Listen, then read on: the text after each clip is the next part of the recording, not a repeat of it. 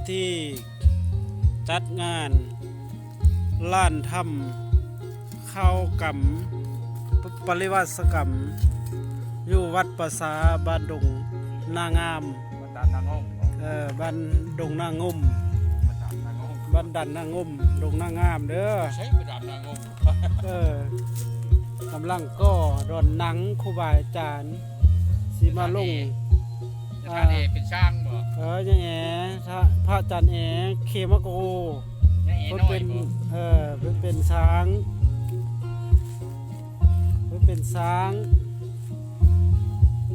สร้างล้านถ้ำให้พระอาจารย์มุกสวรรค์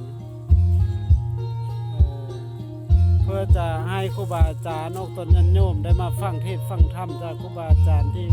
เข้ากรรมงาน ปริวาสกรรมอยู่ภาษาวัดบ้านดงนางามครูบาอาจารย์อยู่มุ่งใดเจใดที่อยากเข้าปริวาสเริ่มแต่วันที่7 เดือนหน้าเด้อวันที่7 เดือนหน้านี้จะได้มีครูบาอาจารย์มาเข้ากรรมเข้าปริวาส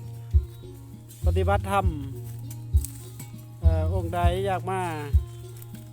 ตนญาติโยมอยากมาถวายเครื่องปัจจัยเป็นน้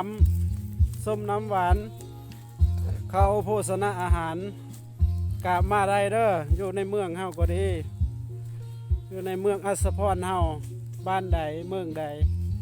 อยู่แม้แต่ในเมืองอัสสพรได้ทุกแขวงอยู่ไกลหรืออยู่ไกลก็ตามเนาะวันที่7จะมีครูบาอาจารย์มาเข้าปริวาสกรรมอยู่นี้พร้อมด้วยตนญาติโยมมาฟังเทศน์ฟังธรรมจากครูบาอาจารย์ญาท่านอาจจะเป็นญาท่านป่านขึ้นมากอะไรเนาะ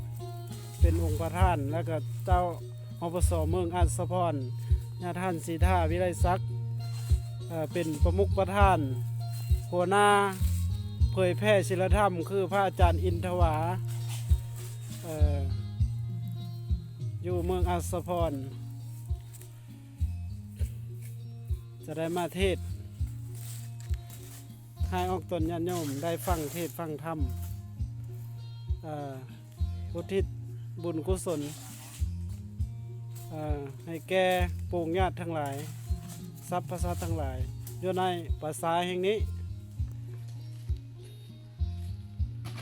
ในซ้ำแรงเนาะซ้ำแรงกำลังหีบฮ้อนเนาะงานก็ใกล้เข้ามาแล้วกำลังหีบฮ้อนเล็งมือก่อสร้าง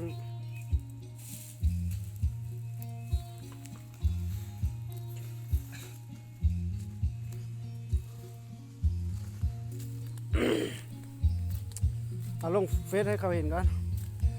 สร้างลำเด้อสร้างลำคืออะไรสร้างลำเห็น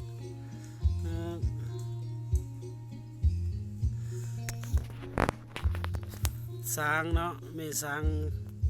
พระอาจารย์แอ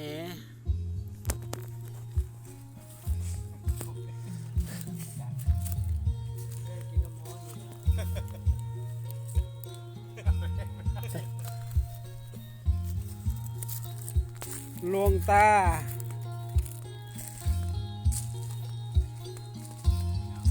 ถ่ายรูปถ่ายรูปถ่ายรูปปิดไปนะคนปิดหน้ามา